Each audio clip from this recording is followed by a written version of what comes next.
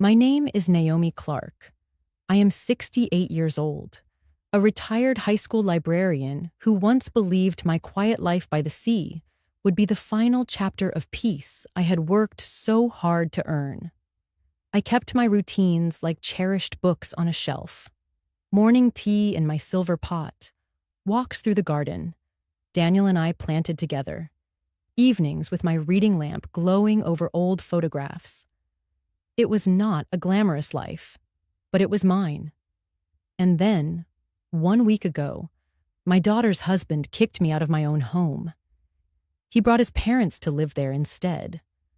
The very next day, they planned a party in my living room, under my roof, as if my history and my memories had been packed away with me. Tonight, I stand in that same room again. But I am not alone. I walk through the doorway with Julia Bennett at my side. She is a woman in her early 60s, elegant in a navy dress, her eyes scanning the room with a calm confidence that unsettles those who notice her. In her hand, a neat leather folder. Inside it, the signed transfer papers for the house. Mark, my son-in-law, stops mid-pour, the red wine trembling at the lip of the bottle. His face drains of color the moment he sees me. Lila, my daughter, freezes in the doorway from the kitchen, a linen towel still clutched in her hand. Around them, guests in their best clothes hold their glasses halfway to their lips, sensing the sudden weight in the air. I take a few steady steps forward. My heels click softly against the hardwood floor Daniel laid himself 25 years ago. I stop beside the dining table, set for celebration. China plates, candles, floral centerpieces that smell nothing like the roses from my garden. From the crook of my arm, I place my silver teapot in the very center of the table. The candlelight catches on its surface, throwing back a flash so sharp it makes Mark flinch. This, I say, my voice even, carrying across the room, is Julia Bennett, the new owner of this house. Mark's mouth opens, but no sound comes. The guests glance between him and Julia, confusion creeping into their expressions. Julia steps forward, her voice warm yet firm. The sale was finalized this morning. Ms. Clark retained full ownership of the property. She's chosen to sell it to me. Lila's eyes dart to mine, wide with disbelief, as if she's only just realized that beneath my quiet compliance, I've been holding every card that matters. You have 30 days to move out, I add. I do not raise my voice. I do not need to. The stillness around us makes every syllable land like a stone dropped into water. In the corner, Mark's parents, who moved in less than a week ago, stand stiff and pale. I recognize the subtle tightening of their jaws, the discomfort of realizing they have been invited into someone else's home under false pretenses. Mark finally finds his voice. You can't just. I can, I say simply, and I let the silence finish the sentence for me. That silence is heavier than shouting. It draws every gaze in the room, narrows the space between us until he looks away first. I turn my eyes to the silver pot on the table. It's the same one Daniel polished every Sunday morning, the one I've poured tea from on birthdays, anniversaries, and countless quiet afternoons. It has seen more truth than most people in this room. I pick it up again and cradle it in my arms. I'll take this, I tell no one in particular. It belongs where it will be used, not displayed like a trophy. Julia gives me the faintest nod. We do not linger. We do not explain. We walk back through the same doorway we entered, our steps unhurried, leaving behind a roomful of frozen faces and untouched wine. As the cool night air hits my skin, I breathe in, steady and deep. My heart is not racing. It is steady, like the tide against the shore. 1 week ago, they believed they could erase me from my own life. Tonight, I reminded them that erasing me is impossible. And as Julia's car door closes beside me, I know this is not the end of the story. This is only where I begin telling you how it happened. Because a week ago, on an ordinary morning, everything I thought was secure was taken from me. The morning it happened was cool and still, the kind of morning that used to mean safety to me. I was in the kitchen, the silver teapot warming on the stove, the faint scent of Earl Grey drifting through the air. Daniel always said tea smelled like home. Even now, 8 years after he passed, I kept that ritual. The garden was quiet beyond the window. The roses were just beginning to open. I was setting out my cup when I heard the tires on the gravel drive. Not the postman, not Evelyn from church. The sound was too heavy, too abrupt. Mark's SUV rolled to a stop outside, its dark paint catching the pale morning light. He stepped out first, tall, broad-shouldered, his shirt tucked in as if for business. Lila followed a moment later, holding her purse like a shield. Neither of them was smiling. I opened the door before they knocked.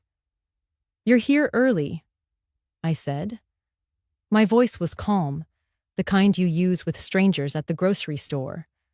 Mark didn't waste time. "We need to talk," he said, glancing past me into the house. Lila avoided my eyes. I moved aside, and they stepped in. Mark stood in the middle of the living room, not bothering to take off his shoes. "My parents have sold their house," he began. "They'll be moving in here for a while." The words settled in the air like dust after a collapse. "Here," I repeated, though I understood perfectly. "Yes, it just makes sense," Mark continued. "The upstairs has plenty of space. They need somewhere stable while they find a new place." I waited for Lila to say something, to soften it, to remind me this was still my home. She didn't. She looked at her hands instead. Mark's voice was measured as though he were explaining a business arrangement. "It will be easier for everyone if you can. Find somewhere else for a while, a couple of months at most." Somewhere else. Not here.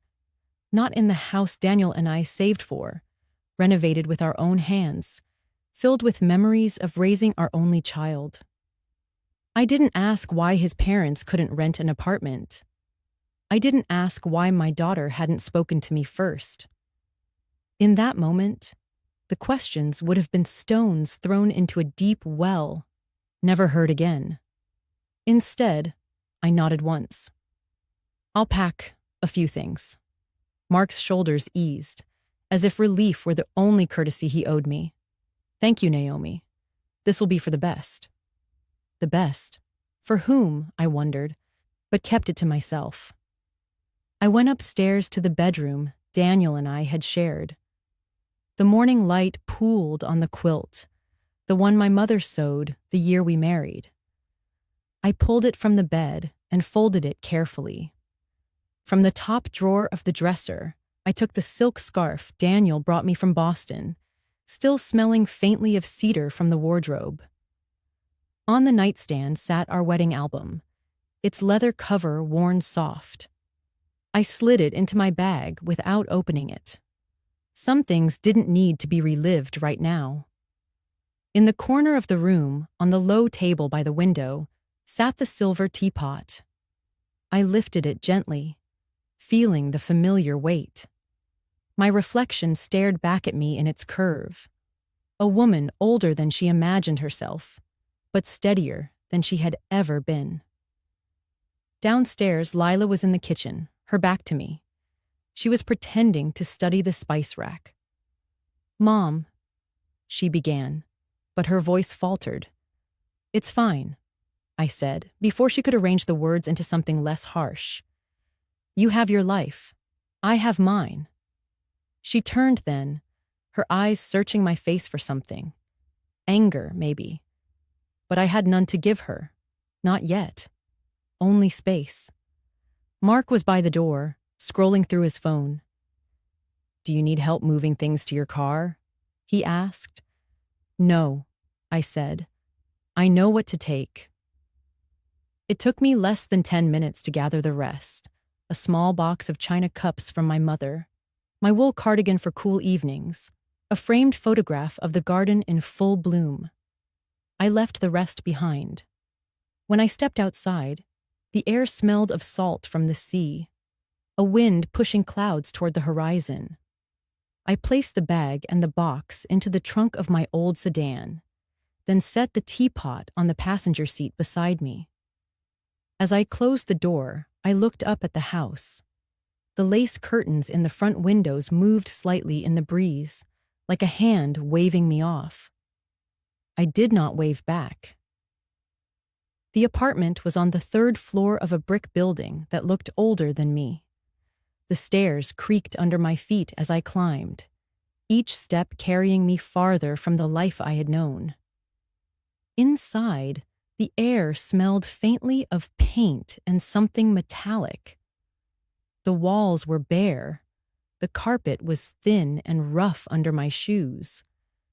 There was a single window in the living room, the kind that stuck when you tried to open it. I set my bag on the floor, the sound echoing in the hollow space. It was quiet, too quiet.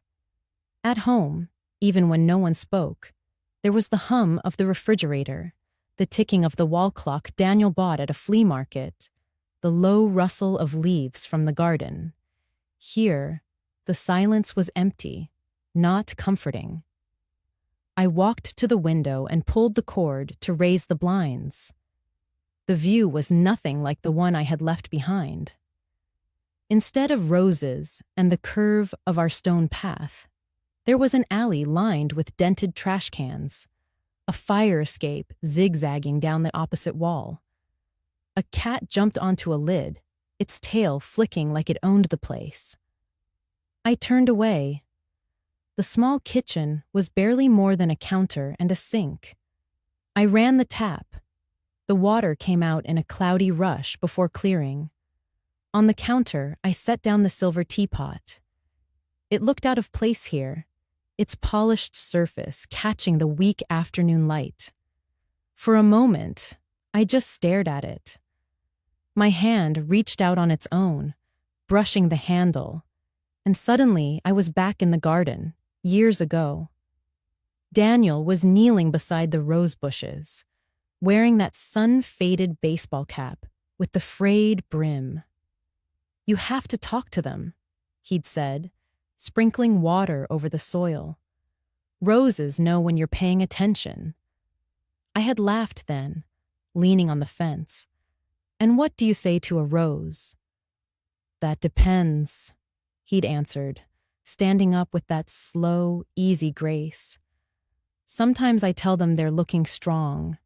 Sometimes I just tell them thank you."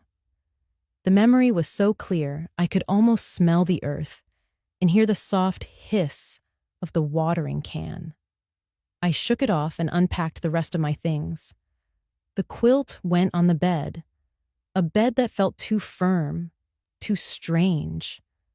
The scarf stayed in the top drawer. The wedding album I left in my bag. I wasn't ready for its weight yet.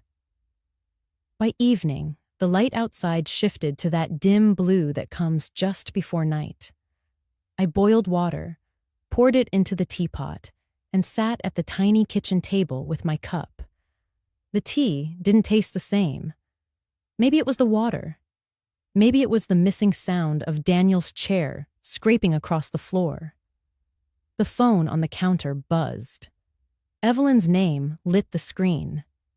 "Naomi," she said when I answered, her voice carrying the warmth of someone who has known all your seasons. "I heard from Carol. Is it true? You've left the house?" "Yes," I said. "I've relocated for a while." There was a pause. "Do you want to tell me what happened?" I looked at the teapot. the steam curling upward like a question I didn't know how to answer. Mark and Lila thought it best if I gave them space. For his parents. Evelyn didn't rush to fill the silence. That's what I loved about her. She let it stretch until it felt like a choice, not an absence. "Well," she said finally, "then maybe it's time you gave yourself space, too." The words settled in me differently than Mark's had. His were a door closing. Hers were a window opening. Just a crack. We talked for a while longer. About her daughter's new job. About the cold snap coming next week. Ordinary things. But when I hung up, the apartment didn't feel quite as hollow. I rinsed my cup, set it upside down to dry, and stood for a moment in the kitchen. The silver teapot gleamed softly in the low light. It was still here. So was I. I told myself that tomorrow I would buy a plant. Something green to keep me company. Maybe not roses. They needed more sun than this place could offer. But something alive. Something I could talk to. The next morning, I woke to the sound of my phone buzzing on the counter. The sun hadn't fully risen yet. The light through the blinds was thin and gray. I rubbed my eyes, walked barefoot to the kitchen, and answered without looking at the screen. "Naomi, it's me." Evelyn's voice came through, brisk but warm, the way someone sounds when they've already had their coffee. "Are you awake?" "I am now," I said, pulling the cardigan tighter around me. "Is everything all right?" There was a pause, the kind that tells you the answer is no. "I drove past your old street last night," she began. "Naomi, your house was lit up like the 4th of July. Cars lined up along the curb, music pouring out the windows. And it wasn't quiet, neighborly music. It was..." She hesitated. "A full-blown party." I felt something inside me shift, like a plate sliding on a shelf. "A party," I repeated, as if the word might mean something different in her mouth. "Yes." People I didn't recognize going in and out. And Mark's car was out front. So was Lila's. I walked to the small kitchen table and sat down. My hands were cold, even wrapped around the warm mug I'd poured earlier. "They didn't mention anything to me," I said quietly. Evelyn exhaled sharply. "Of course they didn't. And that's not all. You remember the Rensons? From 2 streets over?" I nodded, though she couldn't see me. "Well, Susan's sister works at the county records office. She mentioned, off the record, that there's been some movement on your property file. An inquiry. Someone's been looking into the title and the deed." The words landed heavier than I expected. "The deed?" "Yes. I'm not saying anything's happened yet, but Naomi, why would they be checking those papers unless they were planning something?" I thought of the silver teapot sitting on the counter, a lone survivor from my old kitchen. I pictured strangers walking through my home, the way you do at an open house, touching walls, peering into cupboards, while my things were still there. The quilt, the rose clippers Daniel left hanging in the shed. "Maybe it's nothing," I said, though my voice lacked conviction. "Maybe," Evelyn echoed, but her tone told me she didn't believe it either. "You know, the house is in your name alone, right? Daniel made sure of that. Do you have the papers with you?" I hesitated. "They're in the lockbox at the bank. I haven't looked at them in years." "Well," she said, "maybe it's time you did." We sat in silence for a moment, the kind that was heavy but not uncomfortable. Then she added, "Naomi, I don't like how this feels. They kick you out for his parents, and the next day there's a party. And now, paperwork? If I were you, I'd be careful. Very careful. I thanked her and hung up, but the conversation stayed with me like a stone in my pocket. I tried to go about my day, washing the single plate I'd used for breakfast, folding my sweater over the back of the chair, but my mind kept circling back to the same questions. What kind of party? Who was there? And why now? By afternoon, I found myself walking toward the bank. The air was crisp, the kind that wakes you up whether you want it to or not. Inside, the bank smelled faintly of polished wood and paper. The clerk recognized me and led me to the small private room where the lockbox was kept. I set it on the table, the metal cool against my palms. The key turned with a click, and the lid lifted easily. Inside, neatly stacked, were the documents Daniel and I had kept over the years. Insurance papers, his Army discharge certificate, the deed to the house. I pulled it out, the thick paper smooth under my fingers. My name was there, clear and unmistakable. Naomi Bennett, sole owner. But in the lower right corner, I noticed something I hadn't remembered before. A small note in Daniel's handwriting. He'd penciled in, "Never let this go without a choice. Yours." I traced the letters with my finger, a warmth rising in my chest despite the cold knot in my stomach. Daniel had always thought ahead. When I left the bank, the street outside looked different. Sharper, somehow. If Mark and Lila were planning something, they were going to learn that I still had choices. That night, I called Evelyn back. "I have the deed," I told her, "and I think I know what to do." The next morning, I made an appointment with Miles Harrington. I'd known of him for years. He'd handled probate for a friend's estate, the kind of lawyer who didn't waste words or time. Evelyn said he was discreet, which mattered more than I wanted to admit.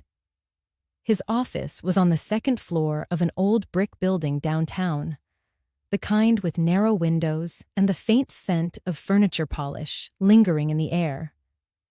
I arrived early, clutching the manila envelope that held my deed, the note Daniel had left, and a few other papers that might be relevant. The receptionist, a woman with silver hair and sharp eyes, led me into a small conference room. A tall man in a dark suit entered moments later, extending a hand. "Mrs. Bennett," he said, his voice steady and calm. "I'm Miles. Evelyn mentioned you might stop by." I shook his hand and sat down across from him, laying the envelope on the table. "I need to know exactly where I stand," I began.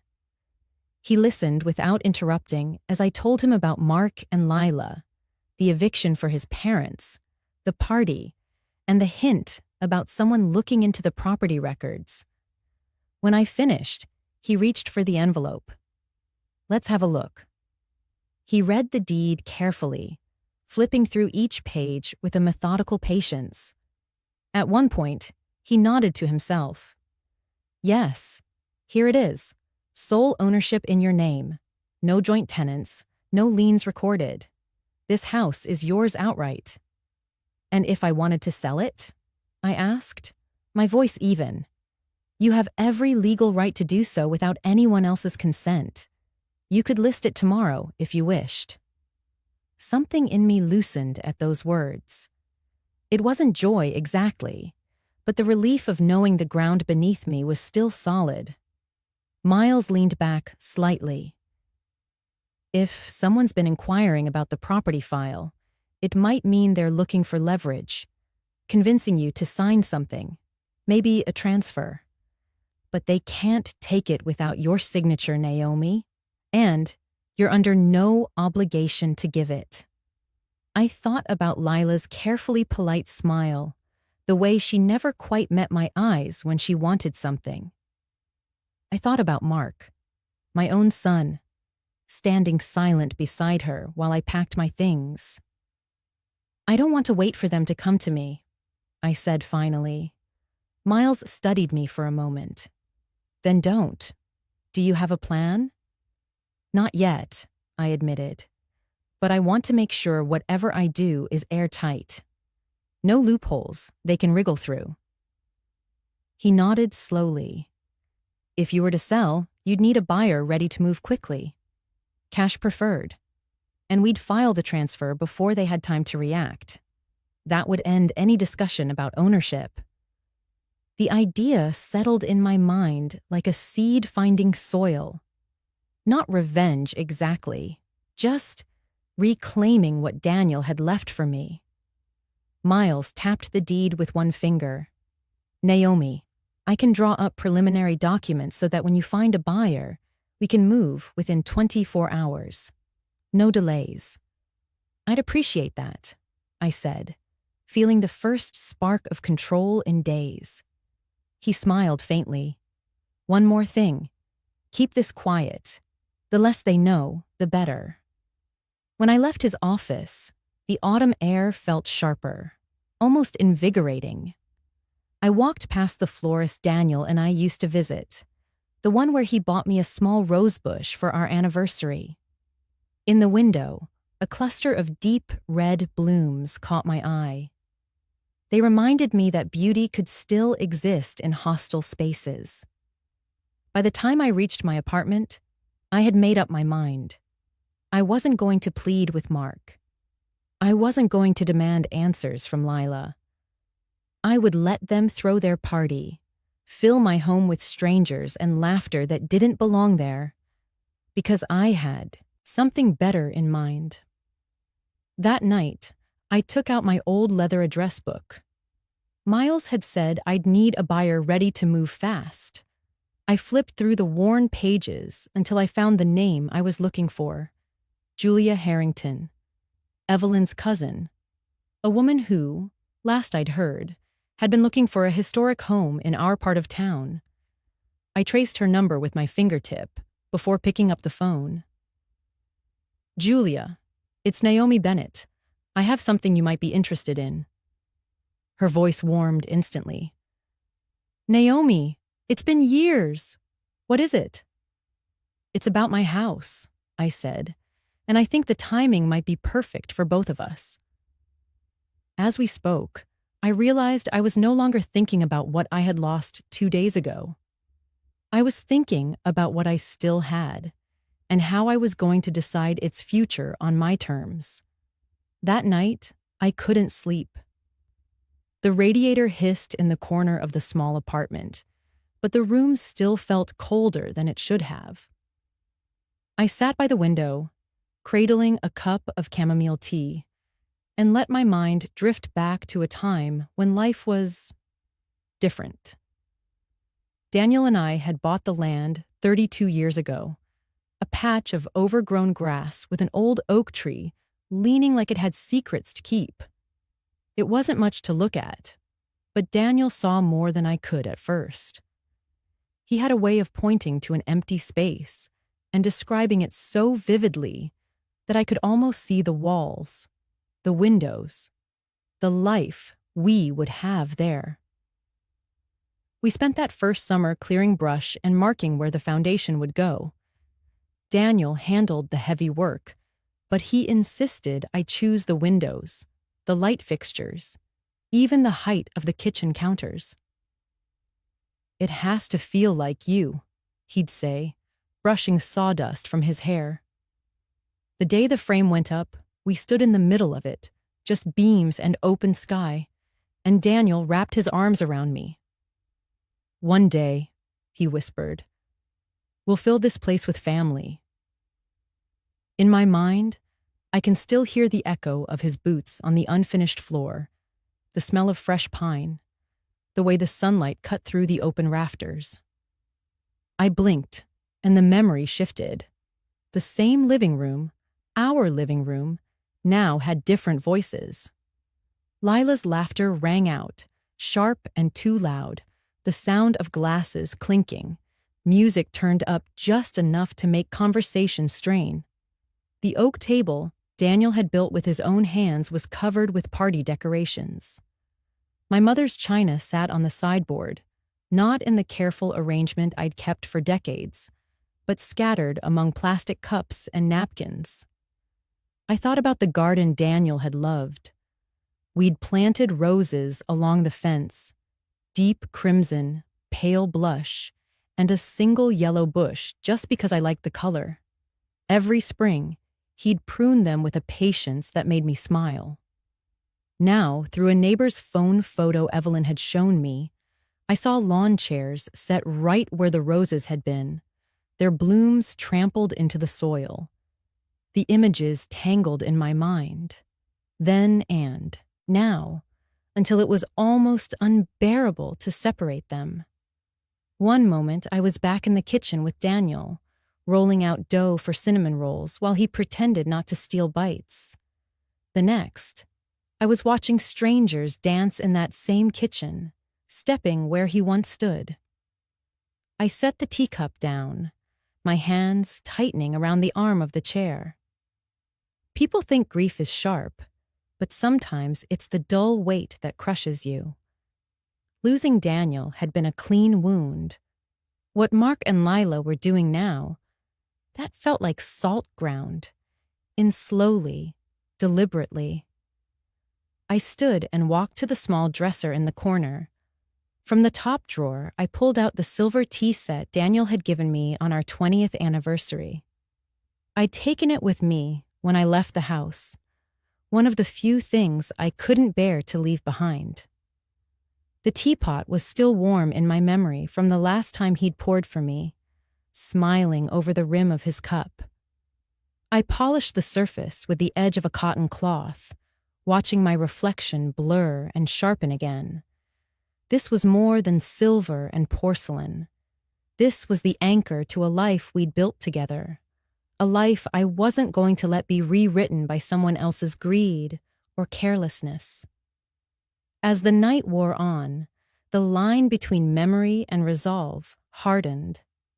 I could almost hear Daniel's voice again, low and certain. "Stand your ground, Naomi. You know what's right."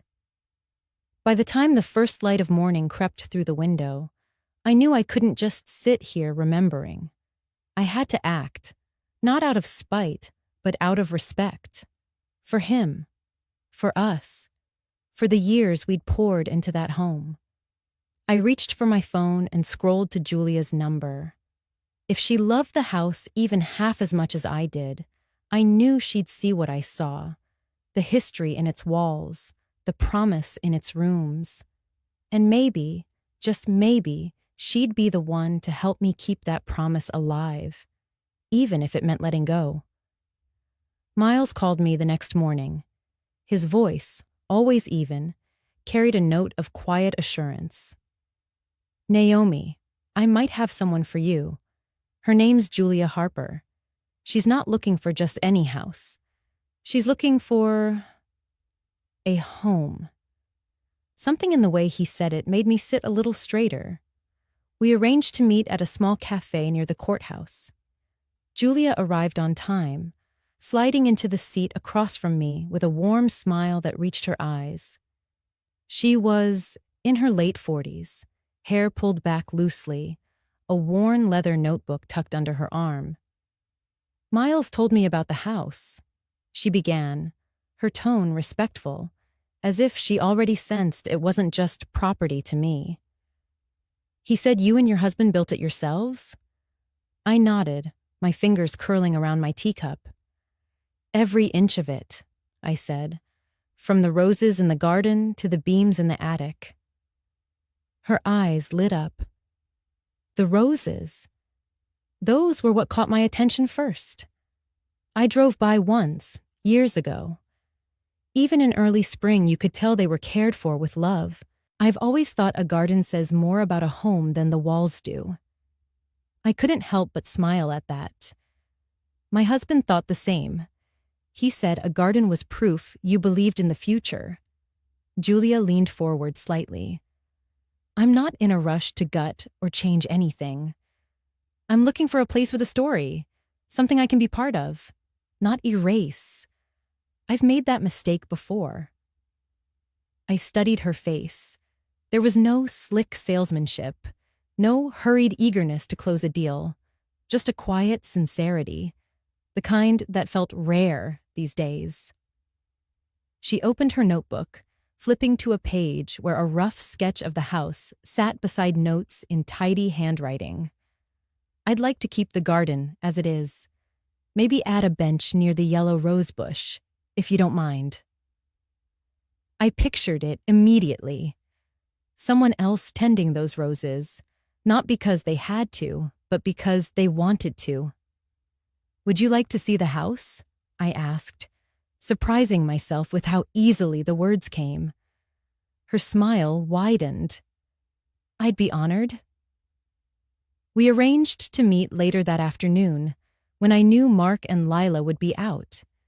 My heart thudded a little faster as we pulled into the driveway. The front lawn looked the same as it always had from the street, but I knew the inside carried the marks of their presence, changes I didn't want Julia to see just yet. Still, as we walked through the rooms, Julia's gaze softened, not at the furniture or the decor, but at the bones of the house. She ran her fingers along the banister Daniel had sanded smooth, paused in the kitchen where the morning light fell just right, and stepped out into the garden as if she'd been waiting for that moment. She crouched beside the yellow rose bush, touching one of the blooms gently. "This one's my favorite," she said, her voice almost a whisper. "It feels hopeful." For a moment, I couldn't speak. It was exactly the word Daniel had used years ago when he planted it for me. Julia stood, brushing her hands off. "I can see the life that's been here. I don't want to take that away. If I bought this house, Naomi, I'd take care of it like it was always yours."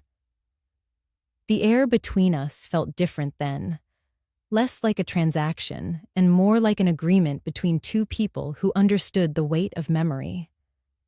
I locked the back gate behind us, feeling the solid click of the latch.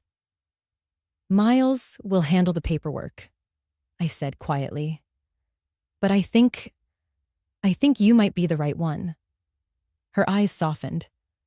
"Thank you for trusting me."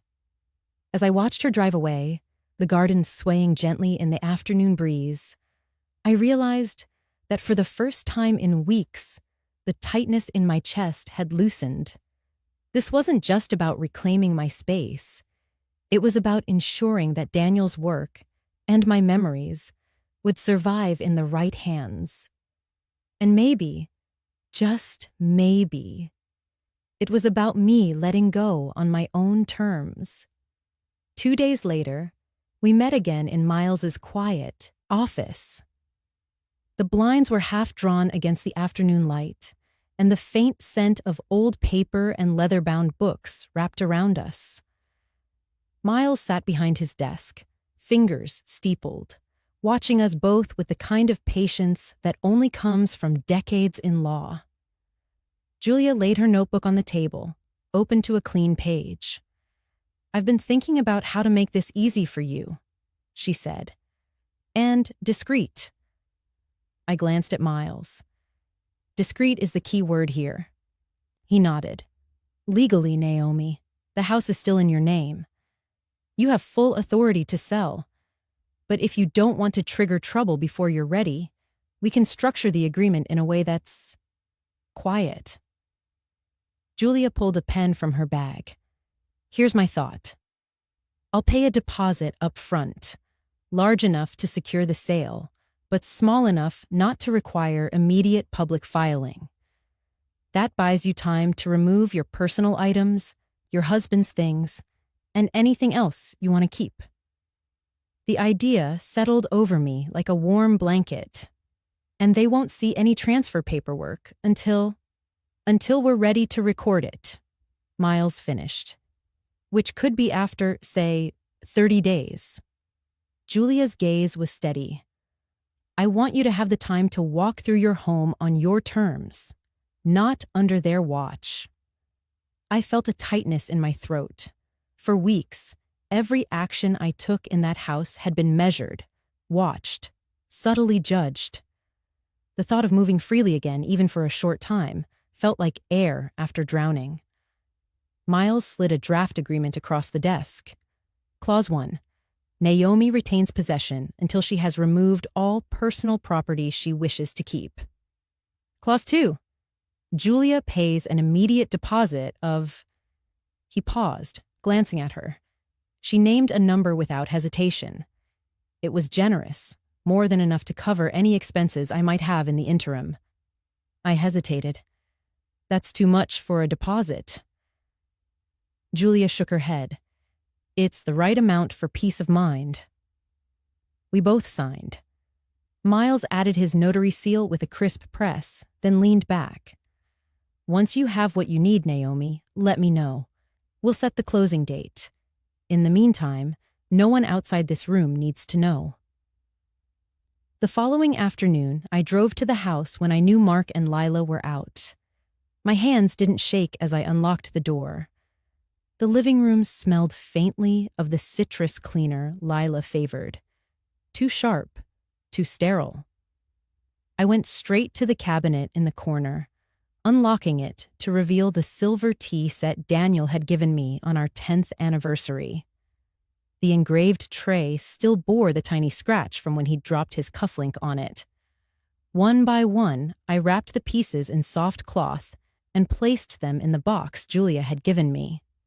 In the bedroom, I took the framed photograph of Daniel standing in front of the rose garden, sunlight catching the edges of his hair. I slipped it into my bag, along with the journal he'd kept during the first year we built the house. Every item I touched was deliberate, not for value, but for meaning. By the time I locked the door behind me, the sun was low and the garden was bathed in gold. I paused, my hand resting on the gate. Soon, this place would no longer be mine, but it would be safe. That night, Julia called. "Deposit's cleared," she said. "You can take as long as you need."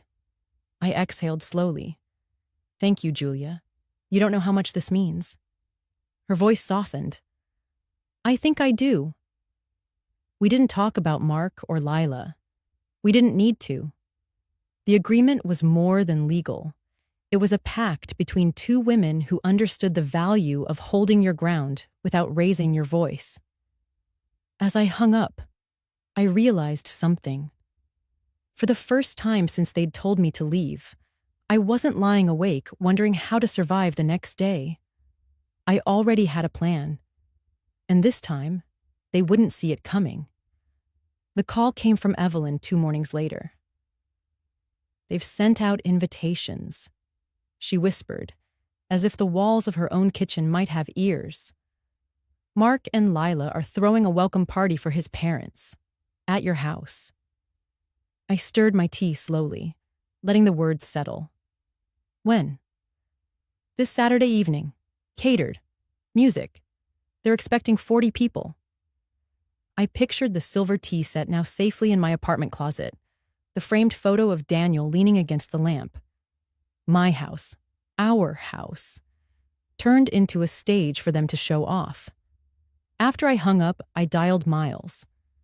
"They're planning the party," I said without preamble. "I think that's the day." He didn't need me to explain further. The day to introduce Julia as the buyer. "Yes, but I don't want a scene." "You won't make one," he replied calmly. "You'll just arrive, with the rightful owner beside you, and let the truth speak for itself." We met that afternoon in his office. Julia was already there, her expression a mixture of anticipation and restraint. She wore a simple navy dress, her hair tied back, but there was something about the way she carried herself, steady, unapologetic, that made me feel taller just standing next to her. Miles spread the paperwork on the table. "Here's how it will go. Naomi, You arrive with Julia right as the party is underway. Julia will be there as a prospective buyer, which is technically still true until closing is filed. You'll be holding the final paperwork, sealed in this envelope.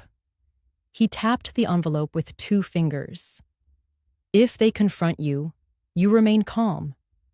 No raised voices. Julia will simply say she's here to look at the property before finalizing the purchase. The presence of guests will keep things civil, at least on the surface.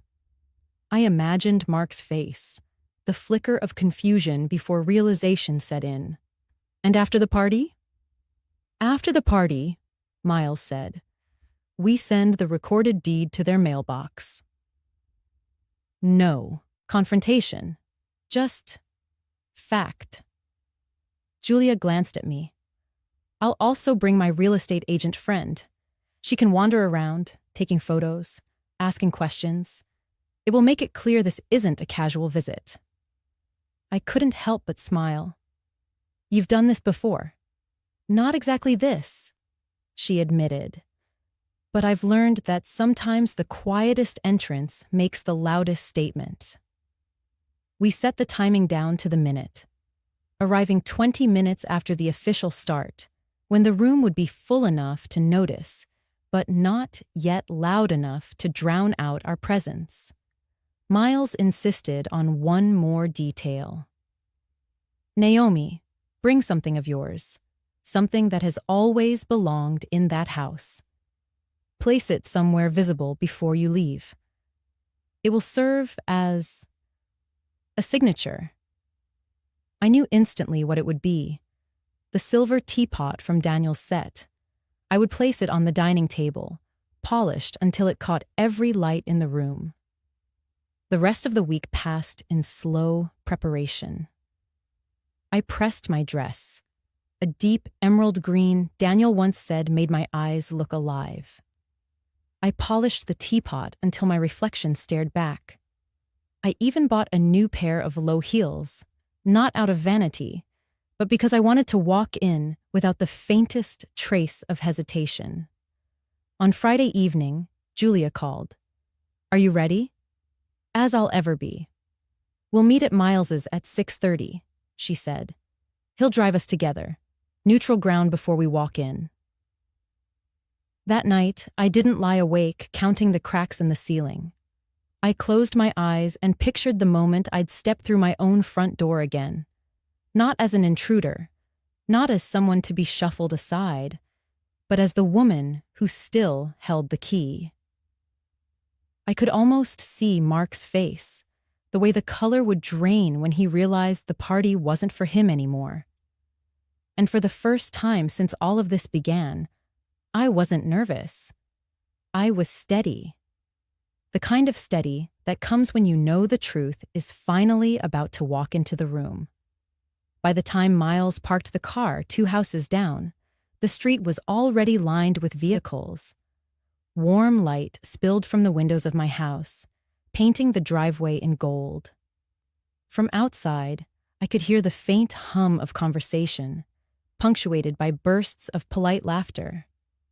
I sat still for a moment, my hand resting on the polished silver teapot in my lap.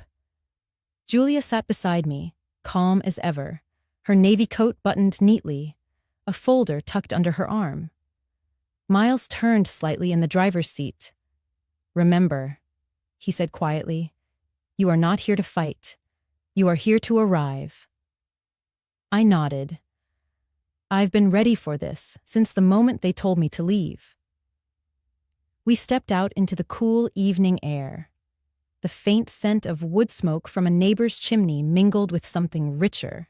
Garlic, butter, roasted meat. The kind of smells Daniel used to coax from our kitchen on special occasions. My stomach tightened, not from hunger, but from the familiarity.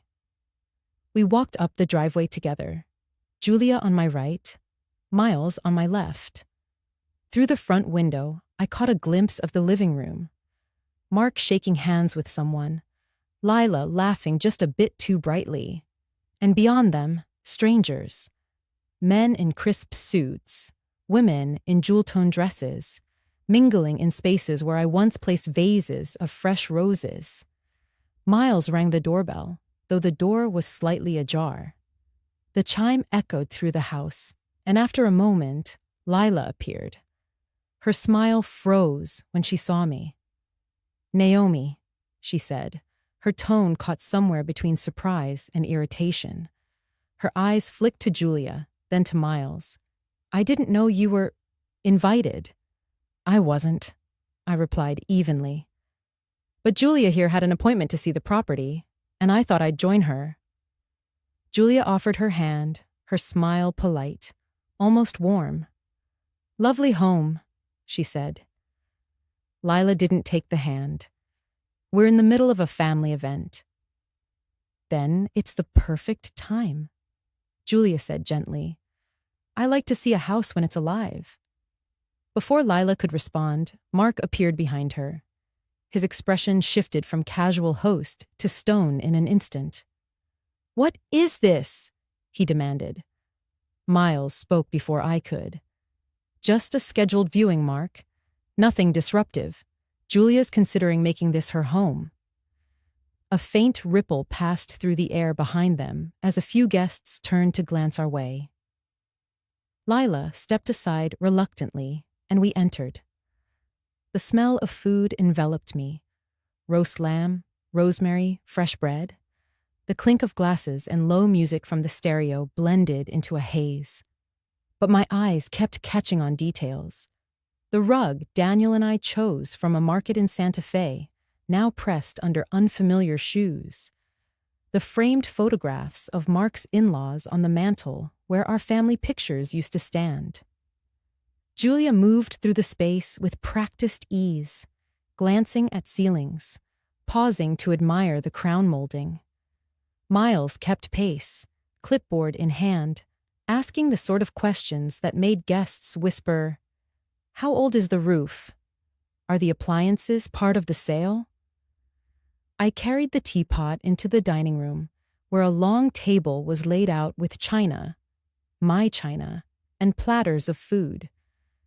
I set the teapot right in the center, letting the silver catch the light from the chandelier. No one said a word, but I saw a woman across the table lean in to her companion and murmur something. Mark followed us into the room. "This is inappropriate," he said, his voice low but tight. Julia turned to him, her tone still polite. "I'm sorry you feel that way, but the current owner assured me this evening would be fine for a walkthrough." "The current owner?" His eyes flicked to me. I met his gaze. Yes, the current owner. The silence that followed wasn't loud, but it was deep. It settled over the room like a shadow, and though the music still played, the air had shifted. Mark's face, drained of color, as if someone had just pulled the floor from under him. He opened his mouth, but no sound came out. Lila's gaze darted between the three of us, me, Julia, Miles, like she was trying to solve a puzzle whose answer she already feared. "What do you mean, current owner?" Mark finally asked, his voice brittle. I reached into my bag and drew out the folder Miles had prepared. My fingers didn't shake. They were steady in a way I hadn't felt in months. I slid the documents across the polished wood of the dining table. "This house," I said, my voice carrying clearly enough for the nearest guests to hear, "is no longer yours to use as you please. The sale closed this morning. Julia here is the new owner." The words seemed to hang in the air. Conversations in the adjoining rooms slowed, then stilled.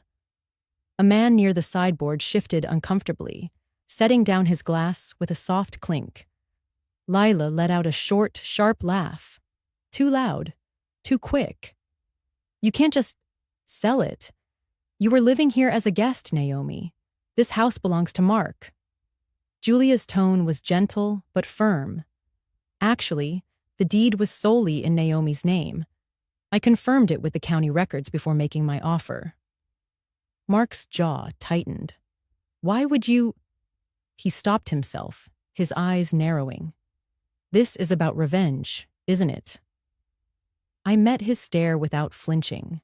No, Mark, this is about boundaries. You made it clear there was no place for me here. I took you at your word. Behind him, Lila's mother had drifted closer, curiosity plain on her face. Others followed. The scent of rosemary and roasted lamb now mingled with something sharper, tension. Miles stepped forward, calm as ever. You have 30 days to vacate, per the agreement. Naomi will retrieve her personal items during that time. If you'd like, we can arrange a schedule that works for you. Mark's voice rose, losing its earlier restraint. You think you can humiliate us in front of our friends? In our own home?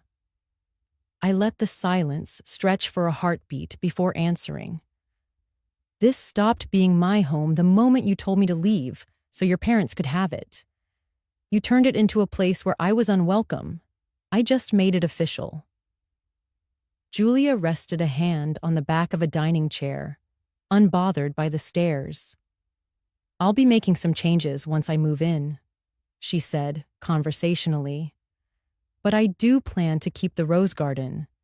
Naomi told me her late husband planted it. It's the soul of the property. That was the moment Lila's composure cracked. You're going to let her what? Wander in here with a stranger and strip everything away? She demanded, her voice pitched high enough to draw more eyes. Mark didn't answer. His face was still pale, his breathing shallow. He looked like a man doing mental math and realizing he'd miscalculated badly. I picked up the silver teapot from the table and held it lightly, in both hands. This, I said quietly, was the last gift Daniel gave me before he passed. I'm taking it with me tonight. The rest, I'll collect later. The room seemed to exhale at once, some in disbelief, some in discomfort, a few in something that almost felt like admiration.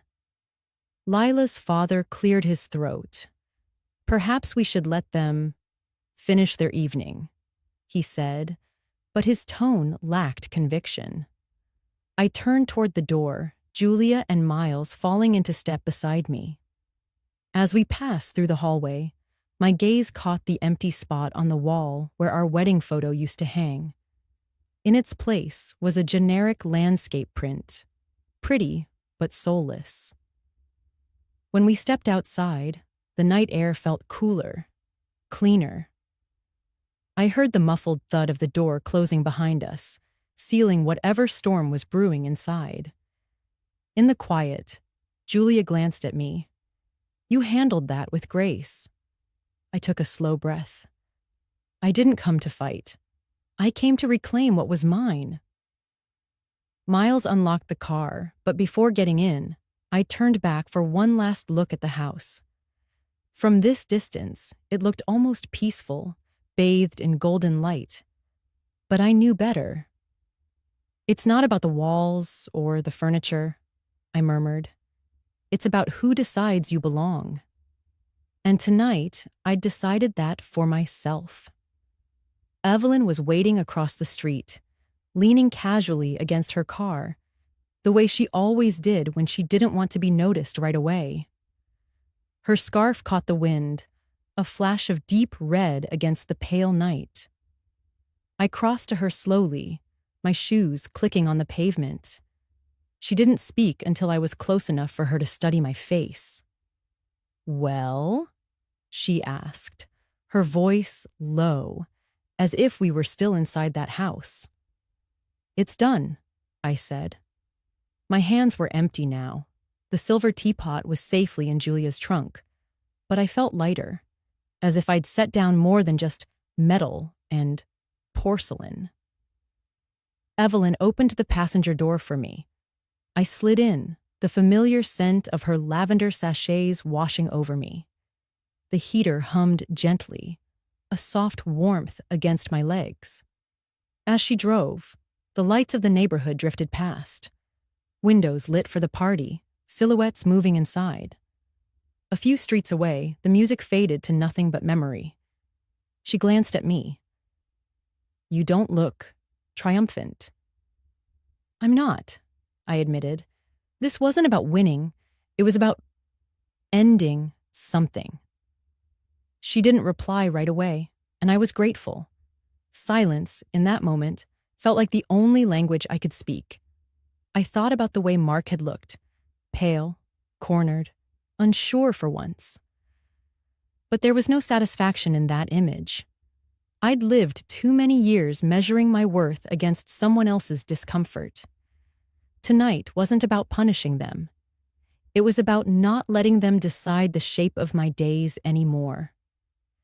Evelyn's turn signal clicked softly as we waited at a light. "So what now?" she asked. I leaned my head back against the seat. Now I stop waiting for people to make room for me. I start building something where I don't have to ask. Her smile was small but real. "You've always had that in you. Just took the right push." We passed a corner where the florist used to be, the one Daniel and I visited every spring. In the window now was a neon sign for a cell phone repair shop. I felt the familiar ache of change, the way it erases without asking permission. I used to think that house was the last piece of us I had left, I said quietly. Turns out it wasn't the walls I was holding on to. It was the garden, and the garden's going with Julia. She'll keep it alive. "And you'll plant new ones," Evelyn said. The car's tires whispered over the asphalt. My chest felt calmer, my breath deeper. I realized then that the fear I'd carried for months, the fear of losing what was mine, had been replaced by something steadier. Not joy, exactly, but space. Space to think. Space to dream again. When we reached my apartment, Evelyn didn't rush to say goodbye. She turned off the engine and sat with me in the quiet hum of the cooling car. "You could have moved out quietly," she said, finally. "You could have just taken your things and left, but you went back." I looked at her, my hand on the door handle, because I needed to see their faces when they realized I wasn't the woman they thought I was. Her eyes softened. "And who are you now?" I thought about it for a moment, feeling the weight of the question.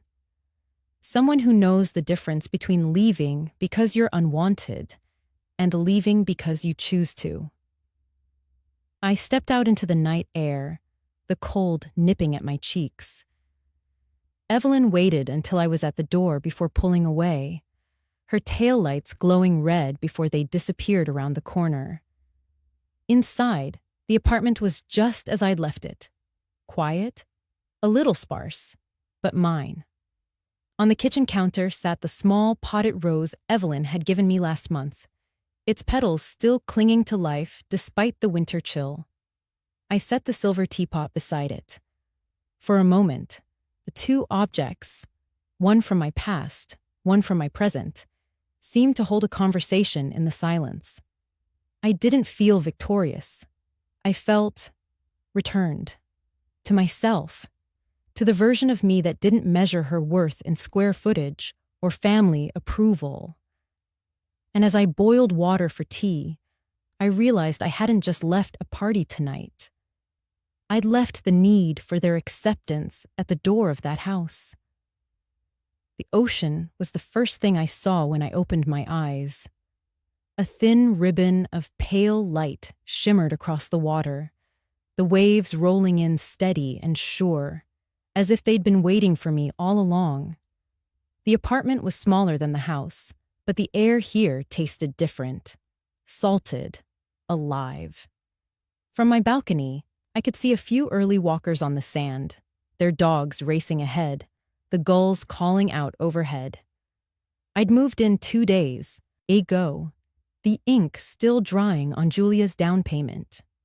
Most of my things fit into a handful of boxes.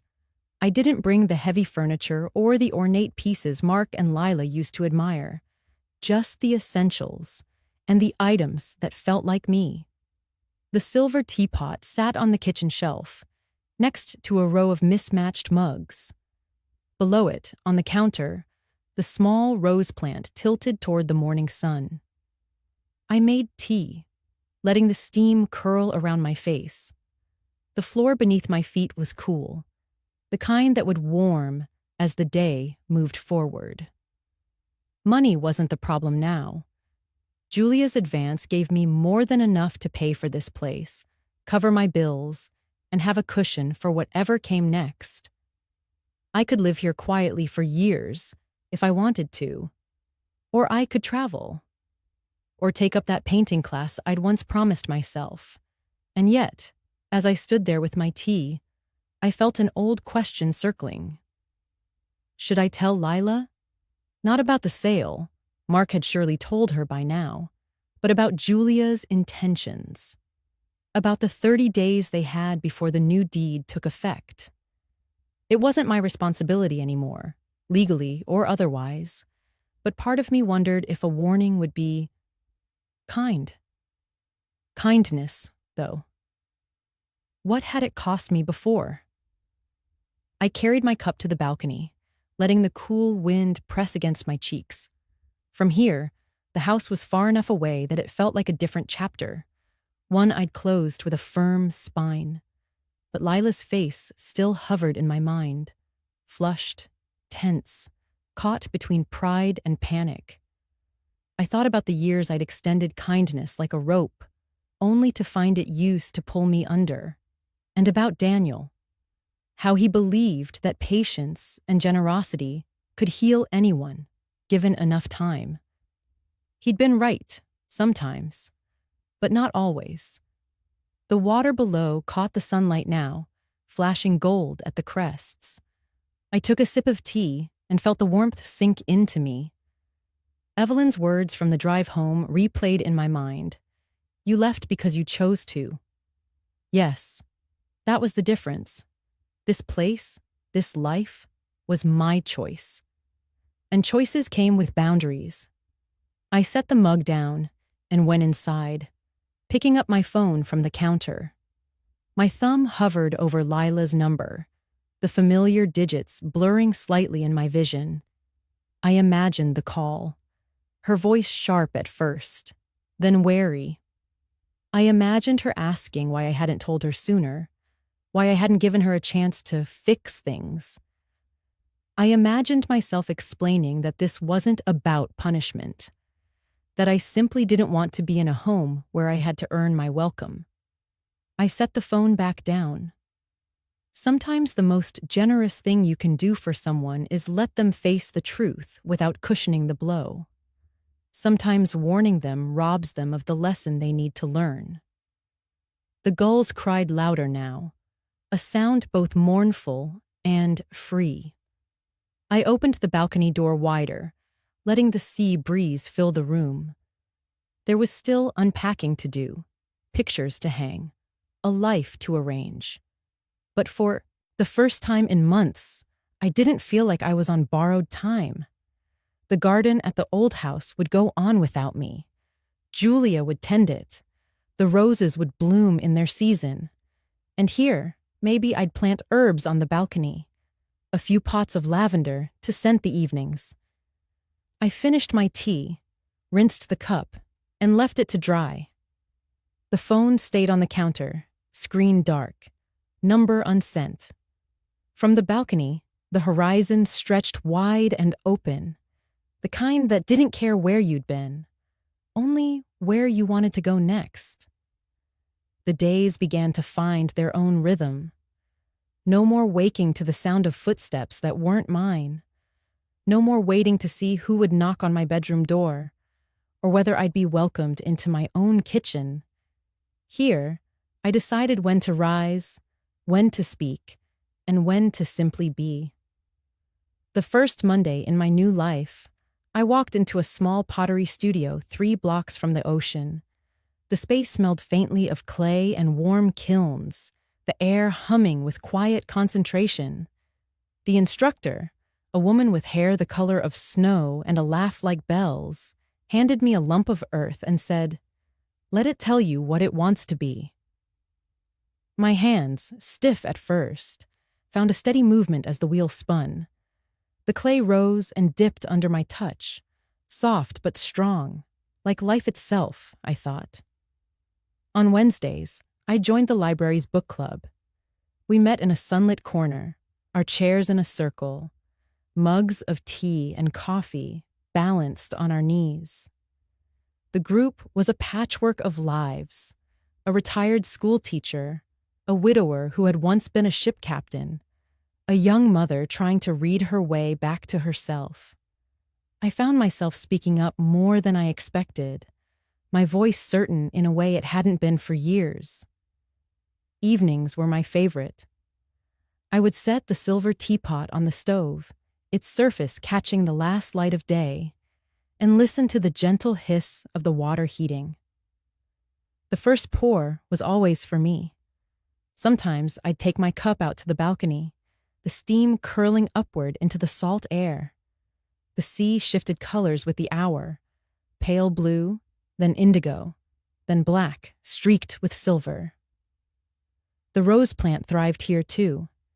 I'd moved it to the balcony rail where it caught both sun and breeze. Each new bloom felt like a quiet message. You are allowed to keep growing. One Thursday, I carried the teapot to the pottery studio. We'd finished class early, and the instructor had invited everyone to share tea before leaving. I poured for each person, the metal warm in my hands. They didn't know the story behind it. They didn't need to. In their smiles, I felt something that had been missing: belonging without condition. Weeks turned into months, each day stitched with small acts that felt like reclaiming pieces of myself. I learned how to shape a bowl that could hold more than soup. It could hold a memory. I learned which chair on the balcony caught the perfect angle of the setting sun. I learned that I could wake up in the middle of the night and not feel the sharp edge of loneliness, only the soft space of solitude. The phone rang a few times in those early weeks. I didn't always answer. When I did, the conversations were short, polite. Mark's voice was measured, Lila's almost non-existent. I didn't ask about the house, and they didn't ask about me. One evening, Evelyn joined me for tea. She sat in the balcony chair opposite mine, her scarf fluttering in the wind. We didn't talk much, just listened to the waves. Before leaving, she touched the teapot and said, "You've made this your own again." I smiled. She was right. The teapot no longer felt like something I'd rescued. It felt like something that had rescued me. The book club chose a new novel about second chances, and in its pages, I found my own reflection. The pottery studio asked if I'd like to sell a few of my bowls at the summer market. I said yes, not because I needed to, but because I wanted to see my work in the hands of strangers who might find comfort in it. Every night, as the silver teapot whistled, I felt the same truth settle in me. Freedom doesn't always arrive with fanfare. Sometimes it comes quietly, like steam curling from a cup, like a flower opening in the morning light. And I realized I wasn't just living alone. I was living. The call came just after dawn. I was on the balcony, cradling my first cup of tea, watching the horizon turn from gray to gold. The phone's vibration on the small table broke the stillness. I glanced at the screen. Lila. For a long second, I considered letting it ring out, but something in me wanted to hear her voice, if only to know which version of her I would meet today. I answered. "Naomi?" she said, her tone lighter than I expected, almost hurried. It's been a while. Yes, I replied. I let the word rest in the air. There was a pause, the kind that says someone is arranging their words carefully. Then, we need some help. It's about the house. We're having trouble with the mortgage. And Mark thought maybe you could. I stood, carrying the phone inside. The air in my apartment was warm, scented faintly of the rose plant blooming by the window. The house, I said? The one I sold? She exhaled sharply. Yes, but you know the new owner, right? Julia? Maybe you could talk to her for us. Ask her to give us more time. Her voice had that old undertone, the assumption that I was still part of their safety net, the unspoken belief that I would step in, no matter how they'd stepped on me before. I set the teacup down, the silver rim catching the morning light. Lila, I said gently, it's not my house anymore, and it's not my place to negotiate for you. She went quiet. Then, with a little edge, so you're just going to let us figure it out ourselves? After everything? I leaned against the counter, my fingers brushing the cool handle of the teapot. Yes, I said, because it's your life to figure out, not mine. There was a sharp breath on the other end, as if she was about to protest, but I spoke first. I hope, I told her, that you and Mark find somewhere that truly feels like home, a place you earn and keep, because it matters to you. The silence after that was long enough for me to hear the faint call of gulls outside. Then she said, almost to herself, "That's cold." "Maybe," I answered softly. "Or maybe it's warm in a way you'll understand later." She didn't reply. The line went quiet, then disconnected. I stood there for a while, the phone still in my hand, the morning light now spilling across the floorboards. My heart wasn't racing. There was no satisfaction in denying her, only a calm certainty that I'd spoken the truth. Out on the balcony again, I lifted my cup. The sea was brighter now, restless but beautiful. I thought of the years I'd confused love with rescue, and rescue with sacrifice.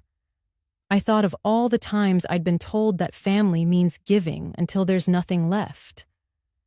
Maybe that's the debate people will have if they ever hear my side of it. Some will say I should have helped, that blood is reason enough. Others will understand that love without boundaries isn't love, it's erosion. I touched the teapot's curved handle, warm under my palm. "May they find their home," I whispered, "and may I keep mine." Somewhere in the distance, a boat horn sounded, deep and steady. I imagined Lila hearing my words replay in her head.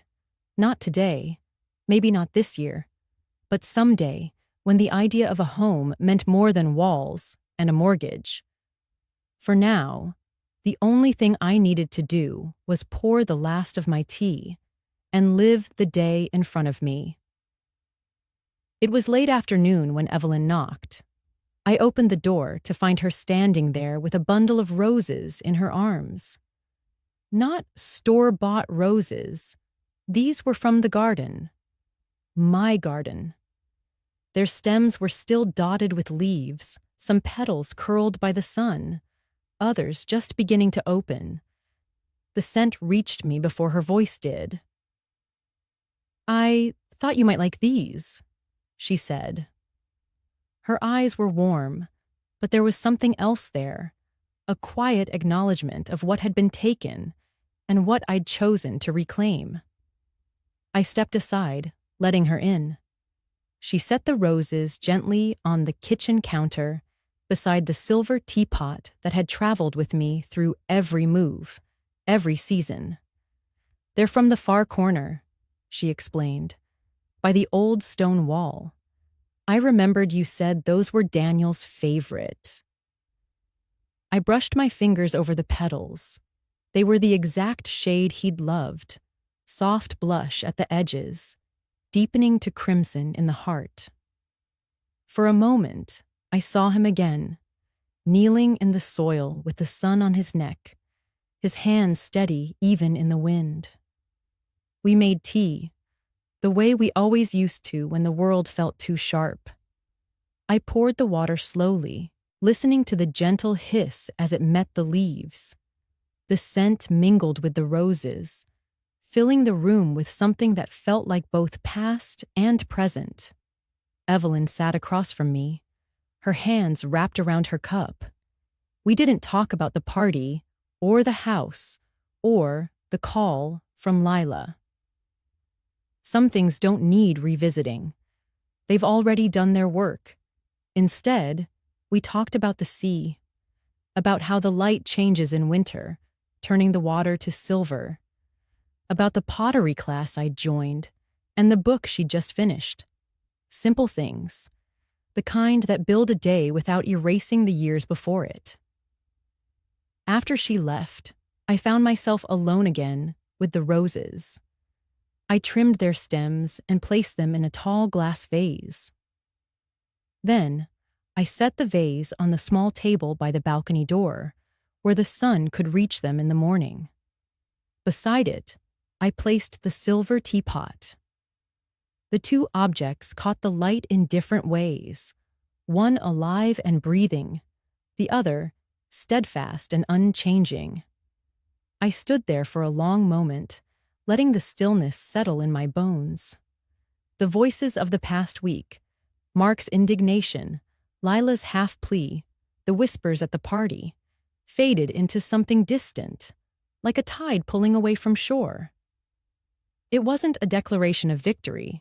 It was something quieter, steadier, the kind of truth you don't have to defend. In the distance, the sea moved under the setting sun, its surface rippling gold. A gull passed overhead, its shadow sliding across the balcony floor. I poured one last cup of tea.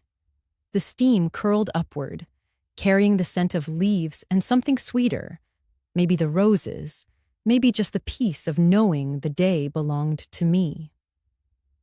I took the cup to the balcony, sat down, and let the light sink lower. Somewhere in the city, Lila might still be replaying my words. Somewhere in that house, Julia might be arranging her own life among the walls I once called home. And here, in this small apartment by the water, I was arranging mine. I lifted the cup in a small private toast, to Daniel, to the garden, to the years behind me, and to the years still waiting. May they find their home, and may I keep mine.